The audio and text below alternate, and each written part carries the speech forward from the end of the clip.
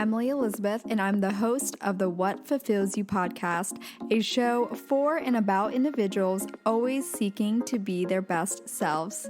On this show, we talk all about building the mindset, finding the right careers, creating meaningful relationships, and so much more. Welcome to the What Fulfills You podcast. Hello, everyone. Welcome back to another episode of the What Fulfills You podcast. My name is Emily Elizabeth. I'm your host, and today is going to be a short bonus episode for the week, and it's around a topic that I actually recently shared with a close friend of mine who lives in Italy. His name is Elia, and he's been on the show before. If you remember listening to him, he talked about male psychology and human dynamics, and he is such a valuable and incredible friend of mine. It's, as a tangent, it's very funny that we met randomly at the mall in Los Angeles a little over 2 years ago. But I was sharing with him a quick reflection on my personal growth over the past 6 to 8 months, and something that has inadvertently helped me overcome some of the classic overthinking and analyzing blocks that I tend to have, because I tend to be more of a thinker than a feeler, but it is something that I have really worked on balancing well. And that's actually something that I want to share today, because perhaps for those of you who are also overthinkers and analyzers, in whatever area of life, because I will add as a note, I find that some of us tend to overthink in one area of our life more than the other. So for me, I don't often have that with work-related things. I would say that comes pretty seamless and natural to me. But when it comes to interpersonal relationships and that question of should I share this, should I not, whatever that looks like, I have had trouble in the past because I'm like, I don't know, I just get in my head. So whatever area of life you tend to get in your head with, you may be able to relate to that. But something I wanted to touch on regarding my reflection is the impact of stepping into a loving vibration and frequency, in particular over the past, I would say, the second half of this year. I talked a little bit about this in a solo episode in October 2021. Some of you may remember this one. It was around the concept of the secret to getting what you want. And it also involved the topic of higher level of consciousness and being more aware of what that feels like. And so for me, this concept was truly planted in my head by a friend of mine, Elia, who's been on this show. He currently lives in Italy, but he taught me, or rather introduced me to the Hawkins scale of consciousness, which is where I went down a rabbit hole probably from, I think, starting around August 2021 or July 2021. And I was just fascinated because, depending on your framework, it can seem woo-woo, but I was observing the chart and I was observing the impact it had on me as I started to implement it in my life. And I noticed a major shift once I started to combine that knowledge with my practice of mindfulness. So mindfulness is something I would say I picked up more recently in the past 3 to 4 months. And so I've been diving into a lot of books from Thich Nhat Hanh. I actually recently reincorporated yoga into my life. So I've been doing warm yoga, not hot yoga, but warm yoga at this place called Humming Puppy in New York City. And actually, if I remember correctly, it's the only location in the US. That I think the rest of the Humming Puppy studios at the moment are only in Australia and I think somewhere maybe in Europe, but I think it's primarily Sydney, Melbourne, NYC, and then somewhere else. So I want to make that known that it's been a culmination of all of these that have really led to this transformation in the past year and a half. So the beginning was recognizing that it doesn't actually need to be a work in progress to tap into just being an essence, an energy of love. That was one thing. I used to think that you had to work towards it, and it is something that you can simply tap into. Now, the aha moment, though, for me came when I really adapted and learned more about being a compassionate and understanding human being. And that's what I learned from mindfulness through reading Thich Nhat Hanh, who is, he's unfortunately no longer around. I think he just passed earlier this year in 2022, or maybe it was sometime in 2021. I'm not 100% sure on that. But his work focuses on what I would personally identify as a modern usage of Buddhism, like modern Buddhism, if you will, where he talks very little about Buddhism, although monks and everything that's traditionally with Buddhism. But his approach and focus on mindfulness, mindful breathing, mindful communication, the foundation of it comes from love, compassion, and understanding. And what I've learned from that is that it's really hard to tap into love if you don't allow yourself to have compassion and understanding for another person or maybe another situation, whatever that looks like. So that was interestingly like a block for me when, I have difficulties. I remember my friend Elia would share with me some of his findings around people and coaches rather, like teaching their clients on quite literally tapping into this loving frequency, because in a sense, that saying that says like love conquers all, right? On that scale of consciousness, enlightenment, and which is like the top, is like the biggest one of all, right? And so love is like, I think 2 levels below it. I think after love, it's like peace and joy, or joy and peace, whatever order that goes in.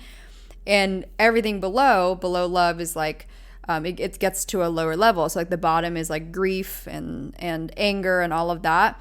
And when you visualize it, you can see how like the energy of love is just so much more powerful and bigger than the energy and frequency of anger. So to me, that made sense. Like, okay, if I'm in a state of love and someone else is in a state of anger, naturally I'm able to kind of, overcome that, so to speak, if I'm remaining in a state of love. But my block, like I said earlier, was kind of like, well, how do I remain in that, right? That's like the human nature in us, is how do I not retaliate, or how do I not kind of, I guess, like stoop to their level? Again, I think that's like a common saying we've heard when we were younger, is like they'll always say, don't stoop to their level. Stay in your lane, stay in your ground. You don't have to jump to those people's levels. And so I put the pieces together where I'm like, okay, in essence, we've learned some of this throughout our childhood and as we grew up, but it's kind of like now we're putting the final tiny pieces together, in my eyes, as to what that really means to not stoop to that level. And not only that, like, how do we actually remain there?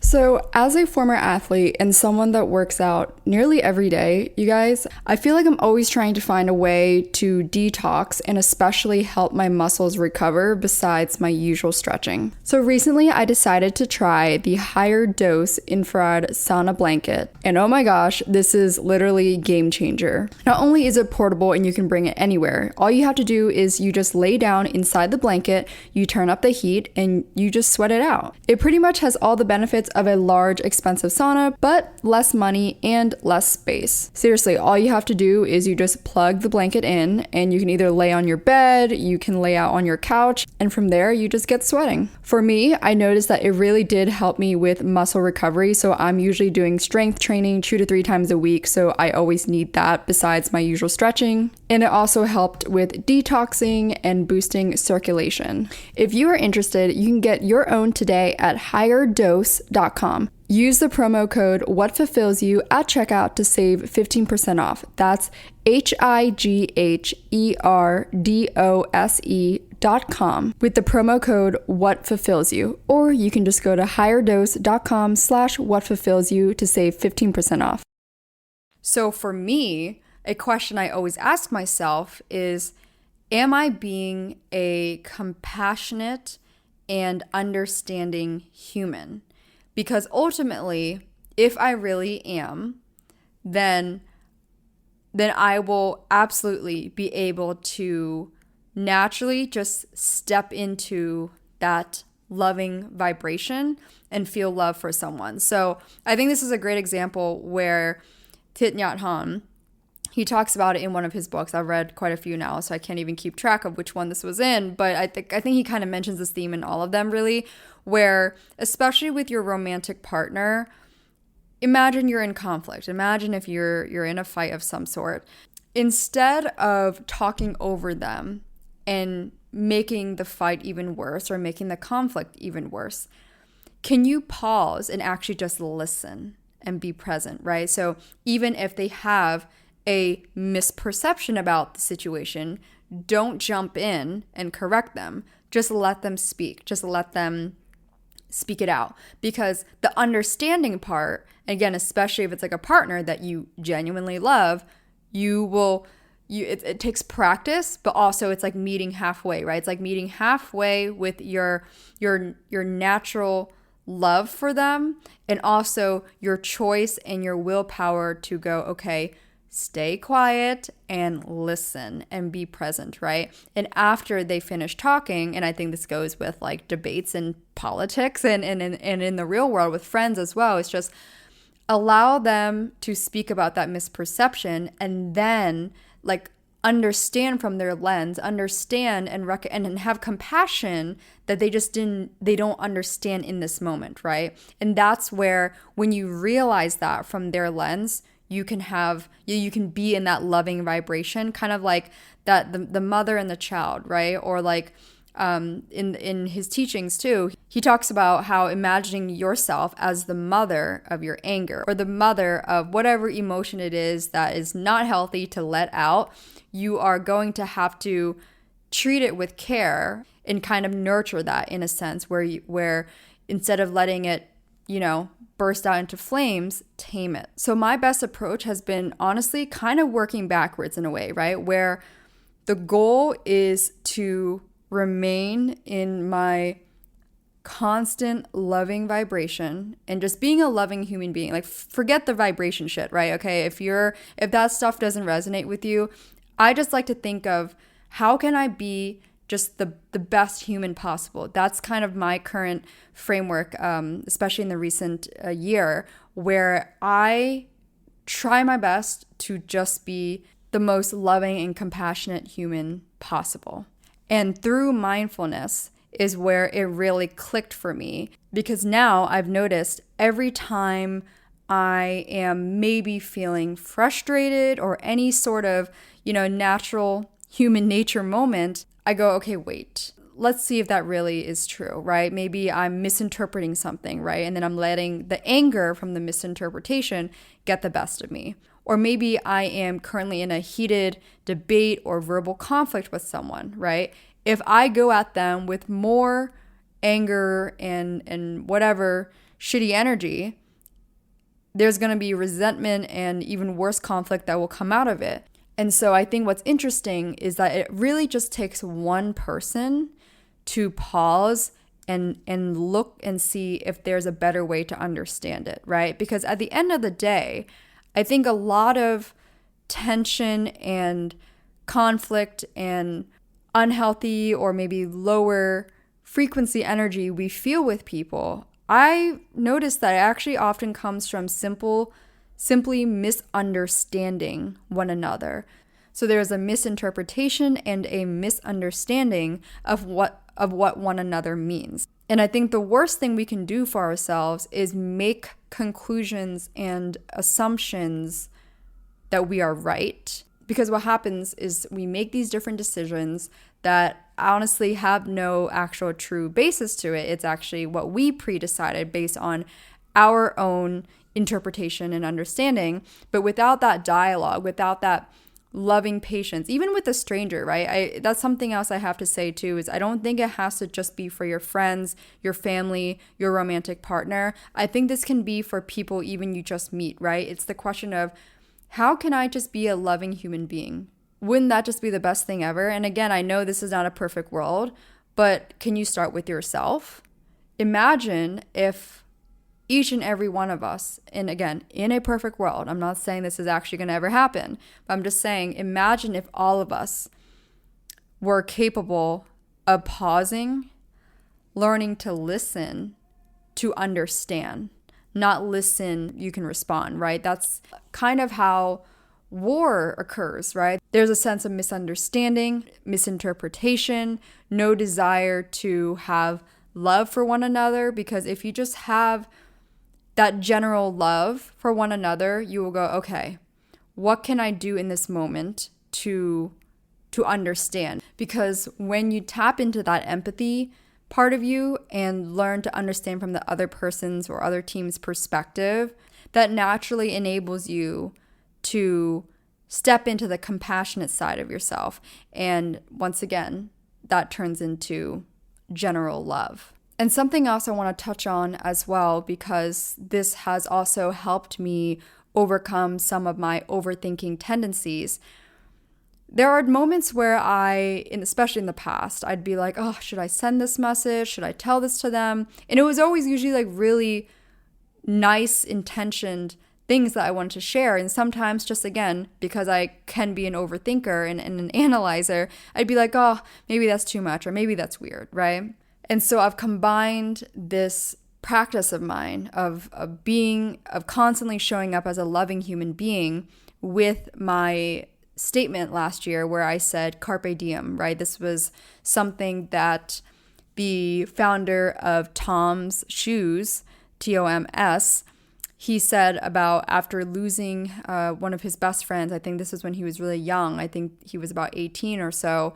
He lost one of his best friends in an airplane accident. And since then, like his perspective changed a lot, because he really recognized from that loss how short and precious life is. And so he signs all of his emails with carpe diem, which means seize the moment, right? Because that's how I see it too, where when you're staying present, you realize the present moment is really all you have. And so I'm overthinking about sending a loving message. Why? Right? I'm scared of what? And I realize it's just the overthinking's part of me. And so that's why I just simply, again, what works for me is I ask myself, is this me being a loving and compassionate human? And if the answer is yes, then I will just proceed, because you don't have control of how people perceive you. You don't have control of how people receive it. But I think there is something to be said about energy and frequency that we feel with people and from people. When someone with just loving and good energy comes into the room, you feel that.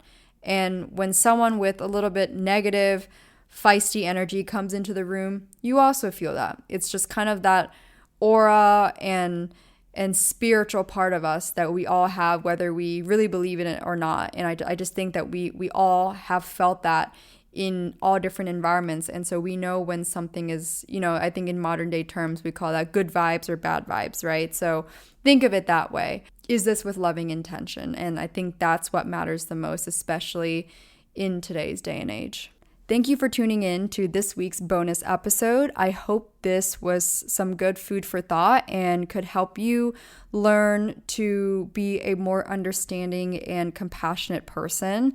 And especially if you notice when you have conflict or certain moments of tension with people, ask yourself, what is the best thing you can do right now to show up as a more compassionate and loving human being?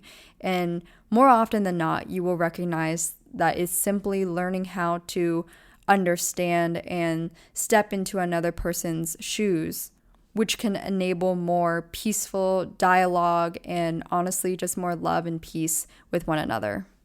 As always, if you've been enjoying this podcast, it would mean the world to me if you rate and review the podcast either on Apple or Spotify. So whichever you listen to, just takes a few seconds to go give the podcast 5 stars. Like I said, it really means a lot, and I truly do enjoy engaging and chatting with you all in the DMs. So if you have thoughts, comments, feedback, please be sure to message me on the podcast Instagram at What Fulfills You.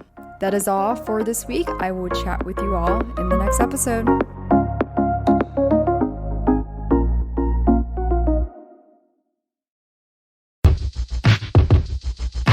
The Venture X card from Capital One gives you premium travel benefits, perfect for seeing Taylor Swift The Eras Tour. Presented by Capital One. Ooh, I do love her. Earn 5 times miles on flights and 10 times miles on hotels through Capital One Travel. Enjoy your stay in Suite 13. Whoa, 13? That's Taylor's lucky number. The Venture X card from Capital One. What's in your wallet? Terms apply. See CapitalOne.com for details.